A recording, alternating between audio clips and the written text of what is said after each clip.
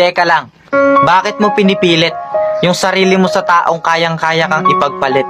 Bakit mahal mo siya, binabasura ka lang niya? Bakit loyal ka sa kanya pero hindi naman ikaw ang gusto niya? Bakit hindi mo matanggap na yung taong gusto mo hindi talaga para sa'yo? Alam mo, imbis na pinipilit mo silang piliin kanila, bakit hindi mo muna piliin yung sarili mo? Hintayin mo yung tamang tao para sa'yo. Hintayin mo yung taong bibigyang halaga yung pagkatao mo. Tandaan mong hindi pinipilit ang pagmamahal. Kusayang nararamdaman, pinipilit mo silang mahalin kanila, kaya ka nasasaktan. I'm sorry, don't leave me.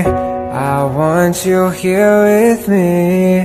I know that your love is gone.